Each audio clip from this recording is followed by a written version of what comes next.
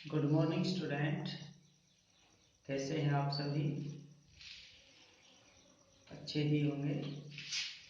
तो आज का हमारा टॉपिक है रक्त और हमारा शरीर। रक्त क्या होता है बेटा? रक्त होता है ब्लड, खून, जो हमारी नसों में प्रवाहित होता है, जिससे हमारा पूरा शरीर चलता है।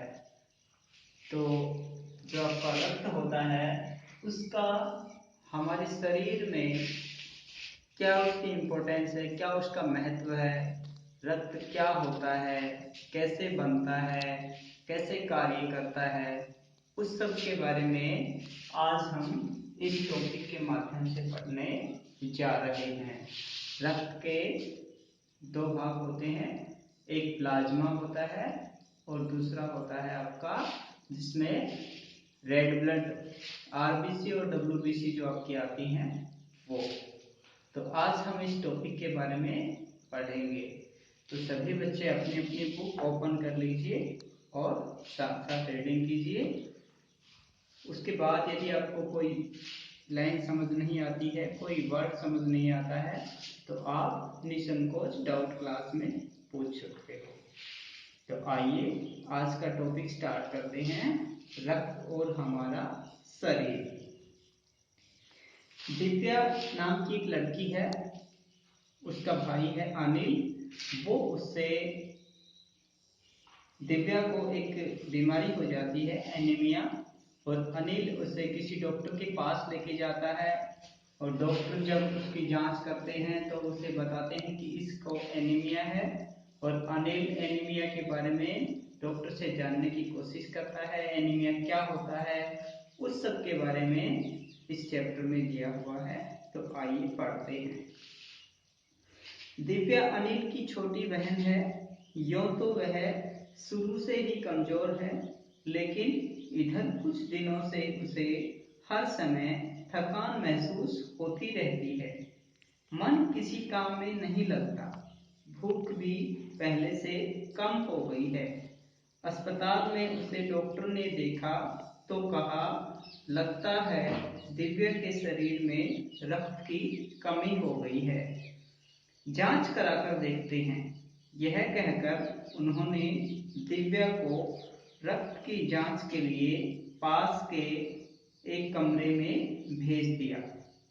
वहां अनिल को अपनी ही जान पहचान की डॉक्टर दीदी दिखाई दी। डॉक्टर दीदी ने कहा, कहो अनिल, कैसे आना हुआ? अनिल ने बताया कि डॉक्टर ने दिव्या को खून की जांच के लिए आपके पास भेजा है। इतना सुनते ही डॉक्टर दीदी ने दिव्या की उंगली से रक्त की कुछ बूंदें छोटी सी शीशी में डाल दी और स्लाइड पर लगा दी। स्लाइड क्या होता है बेटा? स्लाइड होती है एक कांच की इस तरह की छड़, जिसके ऊपर आपने कभी देखा होगा कि डॉक्टर इस तरह से ब्लड का सैंपल लेकर के उस पे लगा देते हैं और फिर उससे ब्लड की क्या करते हैं, जांच करते हैं। ये क्या है? स्लाइड। ये कांच की छड़ होती है। तो डॉक्टर दीदी ने क्या किया, दिव्या की उंगली से थोड़ा सा ब्लड निकाला, खून निकाला और उसे स्लाइड के ऊपर लगा दिया। जांच के लिए इतना सुनते ही डॉक्टर दीदी ने दिव्या की उंगली से रक्त की कुछ बूंदें एक छोटी सी शीशी में डाल दी और स्लाइड पर लगा दी। फिर अनिल से बोली, अनिल, तुम कल अस्पताल से रिपोर्ट ले जाना। अगले दिन अस्पताल पहुंचकर अनिल ने डॉक्टर दीदी के कमरे के दरवाजे पर दस्तक दी। दस्तक देना क्या होता है भाई? जाकर के दरवाजा खटखटाना, दरवाजे पर प्रवेश करना। भीतर से आवाज आई, आ जाओ। अनिल ने कमरे में प्रवेश किया तो पाया डॉक्टर दीदी सूक्ष्मदर्शी द्वारा एक स्लाइड की जांच कर रही है। सूक्ष्मदर्शी ये क्या होता है भाई? माइक्रोस्कोप,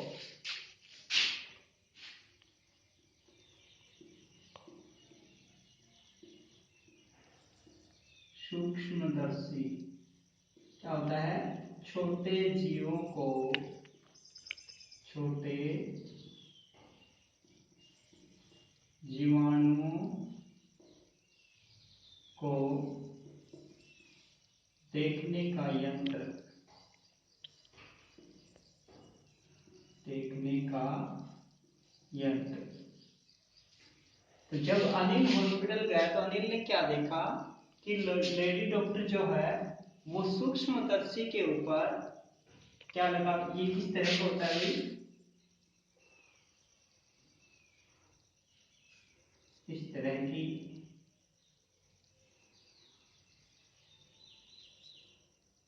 आकृति होती है।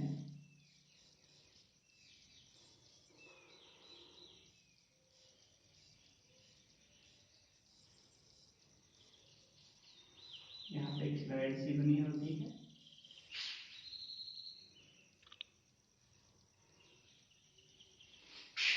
इसके अंदर ये स्लाइड लगाई जाती है और जिसमें से डॉक्टर देख करके, जैसे यहाँ पे स्लाइड लगाएंगे तो ऊपर से देखेंगे, यहाँ पे देखने का वो होता है, जिससे देखने से क्या लगता है कि चीजें, कोई छोटी चीज होती है वो भी माइक्रोस्कोप के द्वारा क्या दिखाई देती है, बड़ी दिखाई देती है। जैसे आपकी पिक्चर में दिखा रखा है, ये क्या है, माइक्रोस्कोप है। तो अब लेडी डॉक्टर क्या करती है, माइक्रोस्कोप में ये छड़ लगा करके और उसका जो ब्लड सैंपल लिया था उसको देखती है और उसकी जांच करके फिर अनिल को बताती है। अगले दिन अस्पताल पहुंचकर अनिल ने डॉक्टर दीदी के कमरे पर दरवाजे पर दस्तक दी। भीतर से आवाज आई, आ जाओ। अनिल ने कमरे में प्रवेश किया तो डॉक्टर दीदी सूक्ष्मदर्शी द्वारा एक स्लाइड की जांच कर रही थी। दीदी के इशारे से वह पास रखी एक कुर्सी पर बैठ गया। स्लाइड की जांच पूरी होने पर डॉक्टर दीदी ने साबुन से हाथ धोए और तौलिए से पोंछती हुई बोली, अनिल, दिव्या को एनीमिया है। चिंता की कोई बात नहीं, कुछ दिन दवा लेगी तो ठीक हो जाएगी। अनिल के मन में जिज्ञासा हुई। जिज्ञासा क्या होती है भाई? जानने की इच्छा, जिज्ञासा।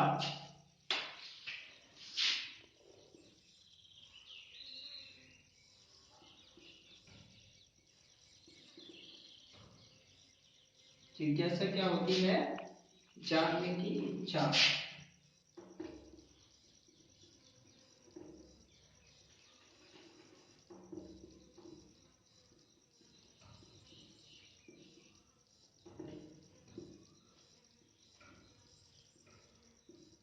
जानने की इच्छा, अनिल ये जानने की इच्छा हुई कि ये एनीमिया क्या है, इस बीमारी का नाम है एनीमिया, और वो उससे डॉक्टर दीदी से जानने की कोशिश करता है। चिंता की बात नहीं है, कुछ दिन दवा लेगी तो ठीक हो जाएगी। अनिल को जिज्ञासा हुई। वह बोला, दीदी एक सवाल पूछूं? हाँ हाँ, क्यों नहीं, डॉक्टर दीदी ने कहा। एनीमिया से आपका क्या मतलब है दीदी? डॉक्टर दीदी से अनिल ने प्रश्न किया कि एनीमिया क्या होता है, इससे आपका क्या मतलब है? एनीमिया से आपका क्या मतलब है? यह जानने के लिए तुम्हें रक्त के बारे में जानना होगा। डॉक्टर दीदी ने कहा, यदि तुम्हें एनीमिया के बारे में जानना है तो तुम्हें इससे पहले किसके बारे में जानना पड़ेगा? रक्त के बारे में जानना पड़ेगा।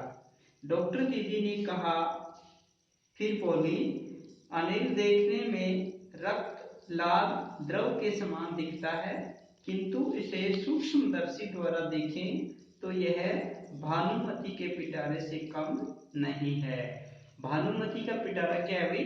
भानुमति का पिटारा एक लोकोक्ति है जिसका अर्थ होता है कि एक ही पिटारे में भांति भांति प्रकार की कई वस्तुएं, कई चीजें, यानी कि एक ही पिटारे में एक ही जगह पे बहुत सारी चीजों का एकत्रित होना भानुमति का पिटारा कहलाता है। तो हमारा ब्लड जो है उसे भी भानुमति का पिटारा क्यों कहा है?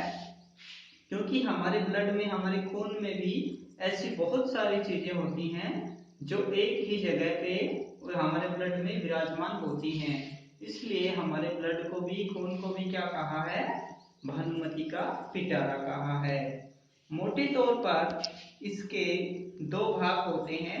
खून के कितने भाग होते हैं भाई? दो भाग होते हैं। एक भाग जो तरल है जिसे हम प्लाज्मा कहते हैं, जिसमें छोटे बड़े कई तरह के कण होते हैं, कुछ लाल, कुछ सफेद, कुछ ऐसे जिनका कोई रंग नहीं होता। रक्त के कितने पार्ट होते हैं भाई? दो। ये हमारा रक्त है, इसके कितने पार्ट होते हैं? 2। एक होता है प्लाज्मा,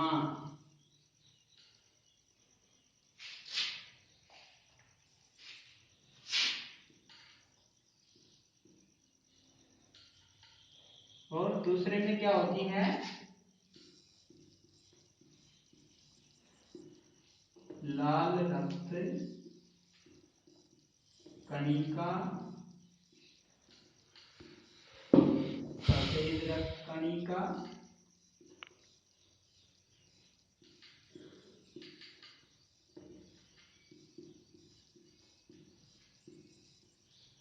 सफेद रक्त कणिका, और भी कई चीज, कुछ इसमें एक लाल रंग होता है, एक सफेद रंग होता है, और एक पानी जैसा रंग है जिसका कोई कलर नहीं होता। ये चीजें इसके दूसरे पार्ट में पाई जाती हैं। वह जिसमें छोटे बड़े कई तरह के कण होते हैं, कुछ लाल, कुछ सफेद और कुछ ऐसे जिनका कोई रंग नहीं है, जिन्हें डिंबाणु कहते हैं, जिन्हें हम प्लेटलेट्स कहते हैं। तो खून के कितने भाग हो गए भाई? दो। एक तो प्लाज्मा। प्लाज्मा का यूज आजकल कहाँ हो रहा है? आजकल आप देख रहे होंगे कि कोरोना के ट्रीटमेंट के लिए कई जगह पे कई डॉक्टर प्लाज्मा सेल से क्या कर रहे हैं? कोरोना का इलाज कर रहे हैं। तो उसमें क्या है कि जो हमारा ब्लड का जो प्लाज्मा वाला भाग है, उसको क्या कर रहे हैं डॉक्टर? उसे चेंज कर रहे हैं, यानी कि जिन पेशेंट को प्लाज्मा, ये कोरोना हो गया है, उनका प्लाज्मा चेंज करके उनका क्या किया जा रहा है? इलाज किया जा रहा है। दूसरा क्या है? एक हमारी होती है प्लेटलेट्स। प्लेटलेट,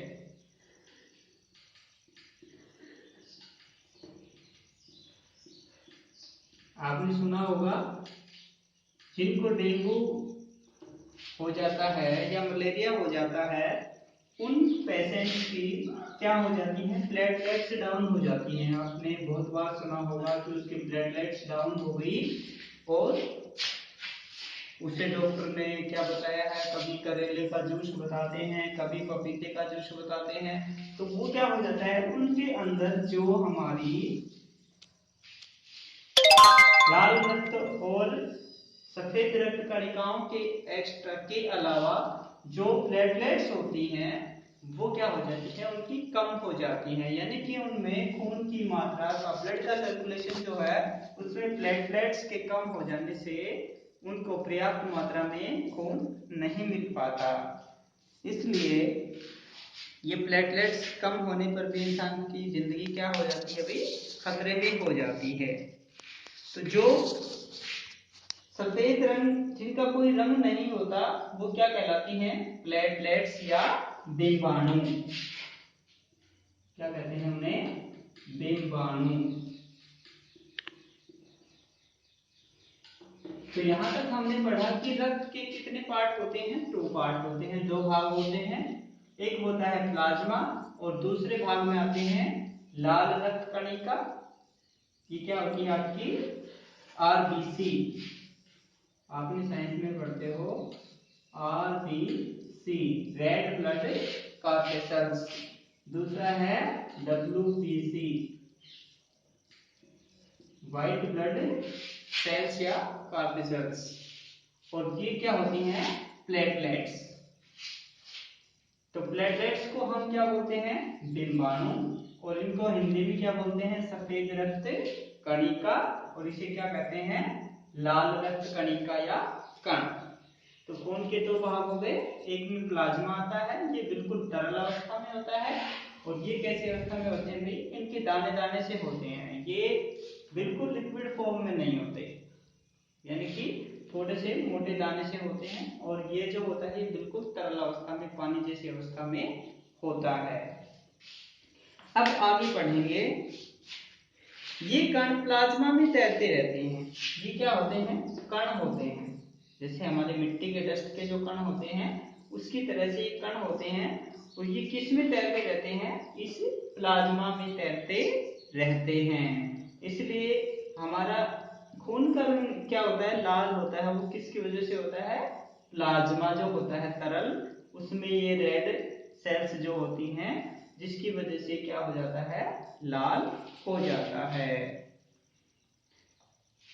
इतना कहकर के डॉक्टर दीदी ने सूक्ष्मदर्शी के नीचे एक स्लाइड लगाई, उसे फोकस किया और बोली, देखो अनिल, सूक्ष्मदर्शी द्वारा जो कण तुम्हें दिखाई दे रहे हैं ये हैं लाल रक्त कण। डॉक्टर दीदी ने अनिल को दिखाया कि माइक्रोस्कोप से देखने पर जो तुम्हें ये कण दिखाई दे रहे हैं, जैसे माइक्रोस्कोप लगाने पर ये जो इस तरह के जो कण दिखाई दे रहे थे उसे, इनके बारे में डॉक्टर दीदी बताती है कि ये जो तुम्हें कण दिखाई दे रहे हैं ये कण क्या है, आपके लाल रक्त के कण हैं। स्लाइड देखो, मानो आश्चर्य से अनिल ने स्लाइड देखी और आश्चर्य से उछल पड़ा। रक्त की एक बूंद में इतने सारे कण, इसकी तो वह कल्पना भी नहीं कर सकता था। वह बोला, इन्हें देखकर तो ऐसा लग रहा है मानो बहुत सी छोटी छोटी बालूशाही रखती हूँ। बालूशाही क्या होता है बेटा, बालूशाही एक स्वीट होती है, मिठाई होती है, जो कभी आपने खाई हो। ये जो आपकी पिक्चर में तस्वीर में दिखा रखी है, ये बालूशाही की इस तरह की तस्वीर होती है।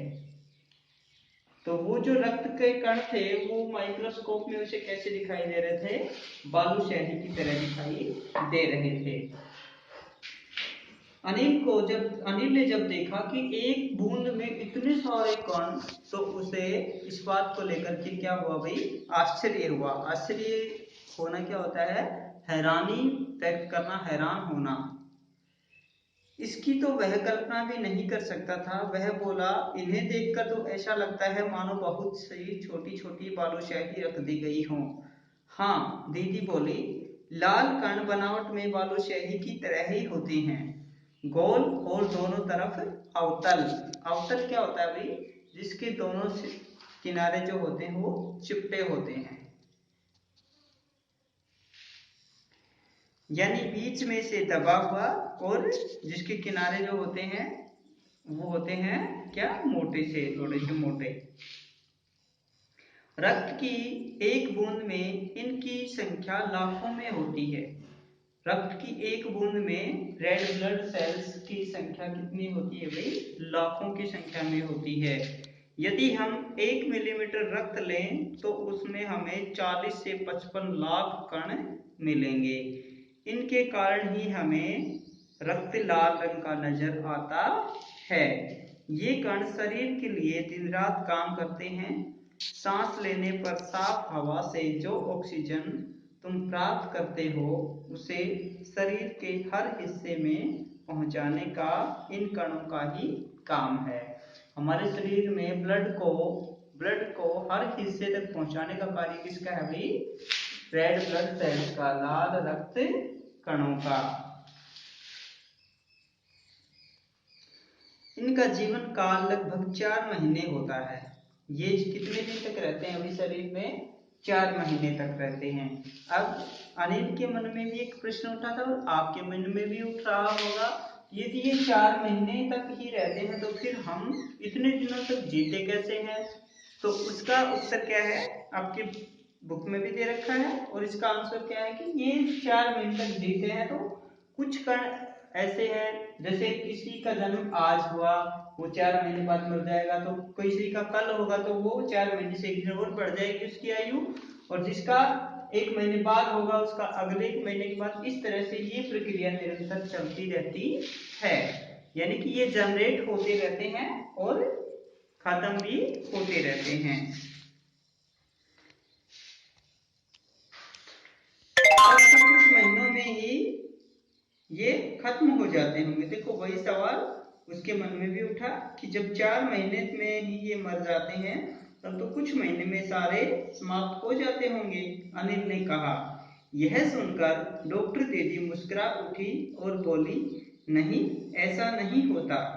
शरीर में हर समय नए कण बनते रहते हैं जो नष्ट कणों का स्थान ले लेते हैं। यानी कि जो कण नष्ट हो जाते हैं, समाप्त हो जाते हैं, उनकी जगह पर जो नए कण बनते हैं वो आ जाते हैं। अनिल ने कहा। यह सुनकर डॉक्टर दीदी मुस्कुरा उठी। स्थान ले लेते हैं। हड्डियों के बीच के भाग मज्जा में ऐसे बहुत से कारखाने होते हैं जो रक्त कणों के निर्माण कार्य में लगे रहते हैं। कारखाना क्या होता है भाई? जहाँ पे किसी चीज का प्रोडक्शन होता है, कोई चीज बनती है। जैसे हमारी इंडस्ट्री है, इंडस्ट्री में बहुत सारी चीजें बनती रहती हैं। उसी तरह से हमारे शरीर में भी ऐसी कई इंडस्ट्रियां लगी हुई हैं जो इस तरह के लाल रक्त कणों को, श्वेत रक्त कणों को, इनका निर्माण करती रहती हैं। इनके लिए इन कारखानों को प्रोटीन, लौह तत्व और विटामिन रूपी कच्चे माल की जरूरत होती है। जिस तरह से किसी इंडस्ट्री में हम कोई भी प्रोडक्शन तैयार करते हैं तो उसके लिए हमें किसकी आवश्यकता होती है भाई? रॉ मटेरियल की आवश्यकता होती है, कच्चे माल की आवश्यकता होती है। और कच्चे माल से ही हम कोई प्रोडक्शन तैयार करते हैं। उसी तरह से हमारे शरीर में जो इंडस्ट्रियां लगी हुई हैं जो इन चीजों का प्रोडक्शन करती हैं, उनको भी कच्चे माल की आवश्यकता होती है, क्योंकि किसी भी प्रोडक्ट को तैयार करने के लिए हमें कच्चे माल की आवश्यकता होती है। और उस कच्चे माल को हम मिला करके और इंडस्ट्री की सहायता से क्या करते हैं? एक प्रोडक्ट को तैयार करते हैं। तो वैसे ही हमारे शरीर में जो इंडस्ट्री लगी हुई है उनको जब हम कच्चा माल देंगे तो वो जाकर के इन चीजों का निर्माण करेंगे। तो वो कच्चा माल क्या है? जो हम संतुलित आहार लेते हैं, जो हम डाइट खाते हैं, और उस डाइट में जो पौष्टिक तत्व होते हैं वो क्या होते हैं भाई? कच्चा माल होता है। इसके लिए कारखानों को प्रोटीन, लौह तत्व और विटामिन रूपी कच्चे माल की जरूरत होती है। यह पौष्टिक आहार लेते हो हरी सब्जी, फल, दूध, अंडा और गोश्त। ये तत्व उपयुक्त मात्रा में होते हैं।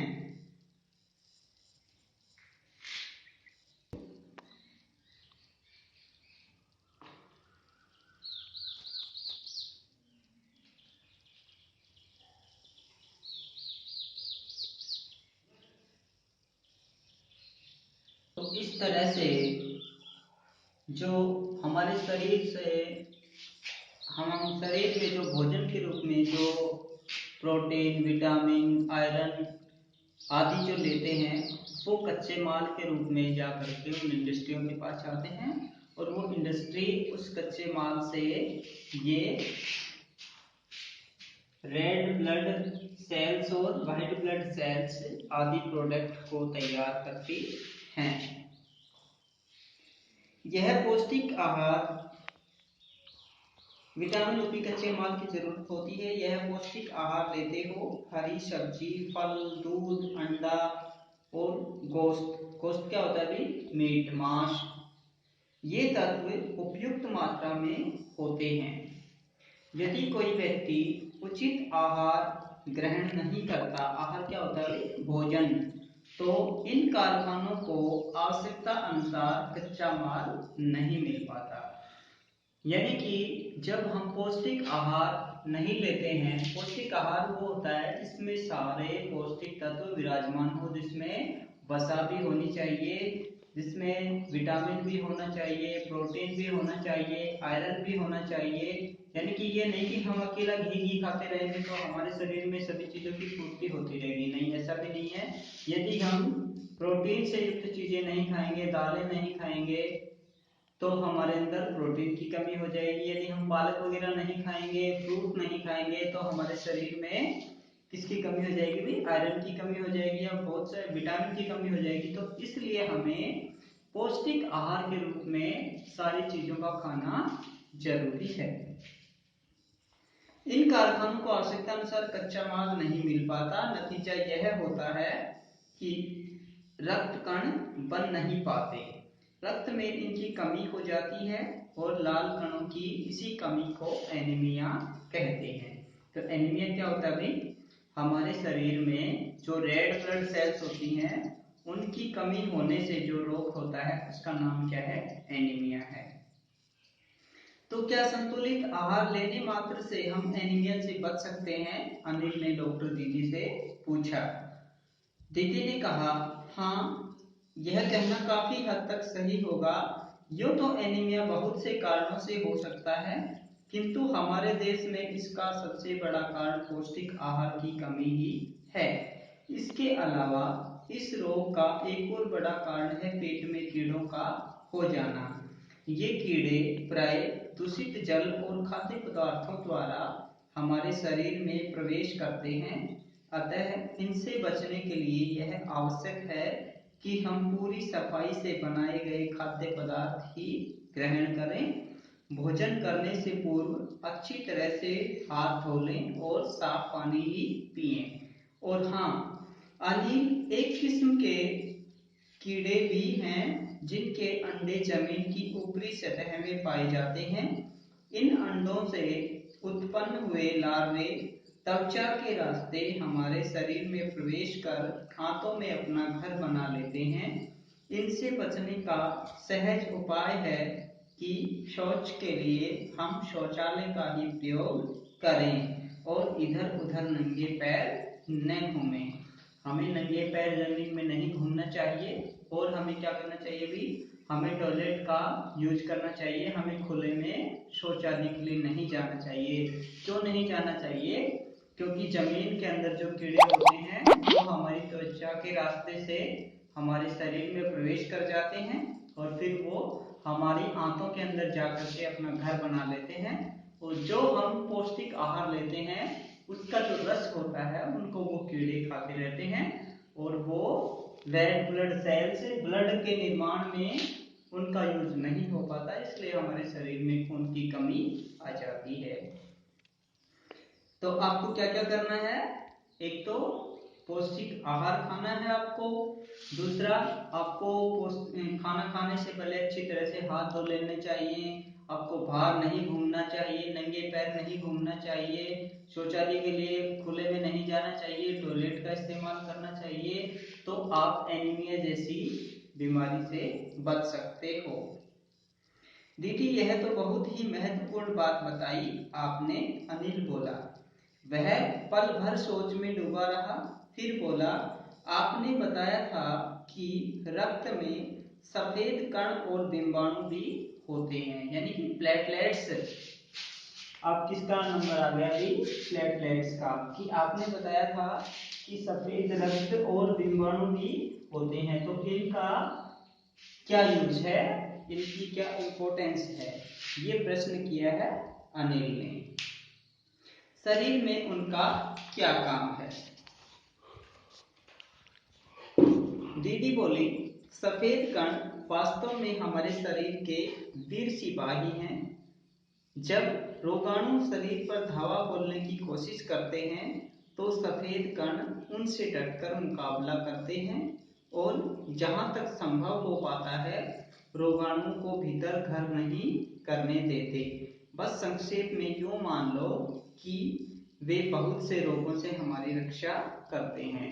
व्हाइट ब्लड सेल्स का क्या कार्य है अभी शरीर में? ये जो बाहरी बैक्टीरिया होते हैं, रोगाणु होते हैं, सॉरी कणिका है ये, जो बाहर के बैक्टीरिया होते हैं हमारे शरीर में प्रवेश करते हैं और शरीर में प्रवेश करके वो हमारे अंदर जा करके शरीर को नुकसान पहुंचाते हैं। उन बैक्टीरिया से ये व्हाइट ब्लड सेल्स जो क्या होती हैं कि उससे फाइट करती हैं और उन्हें शरीर में प्रवेश करने से रोकती हैं। यानी कि ये क्या करती हैं? बैक्टीरिया रोधक हैं, बैक्टीरिया को हमारे शरीर में प्रवेश करने से, इसलिए इनको इनको क्या कहा गया है, वीर सिपाही कहा गया है। क्यों? क्योंकि ये जिस प्रकार से सिपाही हमारे बॉर्डर पे रक्षा करते हैं, वैसे ही ये हमारे शरीर के बॉर्डर पे रक्षा करती हैं। हमारे शरीर में जो रोगाणु प्रवेश करते हैं, ये उनको नष्ट करने का कार्य करती हैं। तो सफेद कण उनसे डट कर के मुकाबला करते हैं और जहां तक संभव हो पाता है रोगाणुओं को भीतर घर नहीं करने देते। बस संक्षेप में ये मान लो कि बहुत से रोगों से हमारी रक्षा करते हैं। और बिंबाणु का काम है चोट लगने पर रक्त जमाव क्रिया में मदद करना। अब प्लेटलेट्स का क्या यूज है और प्लेटलेट्स के नष्ट हो जाने पर शरीर में क्या नुकसान होगा। प्लेटलेट्स का यूज है कि जैसे हमारे शरीर में कोई चोट लग गई हमें किसी भी तरीके से, तो हमारे शरीर से खून बहने लगता है। अब खून बहने लगता है तो उस खून बहते हुए खून को रोकने के लिए हम क्या करते हैं, या तो उस पर कुछ पाउडर डालते हैं या कुछ दवा लगाते हैं या मिट्टी डालते हैं। तो उससे क्या हो जाता है, थोड़ी देर दबाने के बाद वो खून बहना बंद हो जाता है। वो बंद होने की वजह क्या होती है कि हमारे शरीर में जो प्लेटलेट्स होती हैं वो इस तरह से जालीनुमा होती हैं, ऐसे। और ये जो जालीनुमा ये जो जाली है, इसके अंदर से हमारा ब्लड जो होता है वो क्या होता है, प्रवाहित होता रहता है। और जब ब्लड इनके अंदर से प्रवाहित होता रहता है तो जब भी कोई कट लगता है तो हमारा खून इस तरह से बहने लगता है। और जब हम इसे रोकते हैं तो इस जाली में जैसे ये छिद्र जो है आपके, जब इनको आप रोक दोगे, इस छिद्र को बंद कर दोगे, तो ब्लड बाहर आना क्या हो जाएगा, बंद कर देगा। ये क्या है, हमारी स्किन है। तो जब इसके अंदर से ब्लड बाहर आना बंद हो जाएगा तो हमारा ब्लड बहना बंद हो जाएगा, वो बाहर नहीं निकलेगा। लेकिन ये जब नष्ट हो जाएंगी, ये सारी चीजें यहाँ से समाप्त हो गई और हमारी त्वचा पूरी खुली हो गई और ब्लड ऐसे बह रहा है पूरा का पूरा, तो आप इसको कैसे रोक पाओगे। जैसे पानी बह रहा है खुला बिल्कुल इस तरह से, तो आप इस पानी को थोड़ी सी मिट्टी से कैसे रोक पाओगे, नहीं रुकेगा ना, क्योंकि चारों तरफ से निकल जाएगा। वही सीन ब्लड का होता है कि जब ये चीजें प्लेटलेट्स नहीं होती हैं शरीर में, तो क्या होता है कि ये जो खून है ये बिल्कुल खुला पर्याप्त मात्रा में बहेगा और फिर इसे हम रोक नहीं पाएंगे। तो ये प्लेटलेट्स जो होती हैं ये ब्लड को शरीर से बाहर निकलने के को रोकने में सहायक होती हैं, जिससे हमारा खून जो होता है वो बाहर नहीं निकलता। ये बहते हुए खून को रोकने का कार्य करती हैं। में मदद करना। रक्त के तरल भाग प्लाज्मा में एक विशेष किस्म की प्रोटीन होती है जो रक्त वाहिका की कटी फटी दीवार में मकड़ी के जाले के समान एक जाला बुन देती है। बिंबाणु इस जाले से चिपक जाते हैं और इस तरह दीवार में आई दरार भर जाती है, जिससे रक्त बाहर निकलना बंद हो जाता है। अनिल बोला, दीदी लेकिन घाव गहरा हो तब तो खून बहता ही चला जाता है। हाँ, ऐसे समय में उस व्यक्ति को जल्दी से डॉक्टर के पास ले जाना चाहिए। जरूरत समझने पर ऐसी स्थिति से निपटने के लिए कुछ टाँके भी लगाने पड़ सकते हैं, किंतु डॉक्टर के पास पहुंचने तक के समय में चोट के स्थान पर कसकर साफ कपड़ा बांध देना चाहिए। दबाव पड़ने से रक्त का बहना कम हो जाता है, जो उस व्यक्ति के लिए काफी लाभप्रद सिद्ध हो सकता है। किंतु अगर बहुत अधिक रक्त बह जाए तो उसे रक्त चढ़ाने की जरूरत भी पड़ सकती है। यदि खून किसको चढ़ता है, जिस व्यक्ति का बहुत ज्यादा खून बह जाता है या पहले से किसी पे चोट लगने की वजह से खून की कमी होती है, या फिर जिसमें ये चीजें नहीं बन पाती हैं, जो पौष्टिक आहार नहीं लेता है उसमें खून की कमी होती है, ऐसे लोगों को ही रक्त क्या होता है, चढ़ाया जाता है। अनिल ने कहा, क्या ऐसे समय में किसी भी व्यक्ति का खून काम आ सकता है। दीदी बोली, अनिल, हर किसी का रक्त एक जैसा नहीं होता। कुछ विशेष गुणों के आधार पर रक्त को 4 मुख्य भागों में बांट दिया गया है। जरूरतमंद व्यक्ति के रक्त समूह की जांच करने के बाद उसे उसी रक्त समूह का रक्त चढ़ाया जाता है।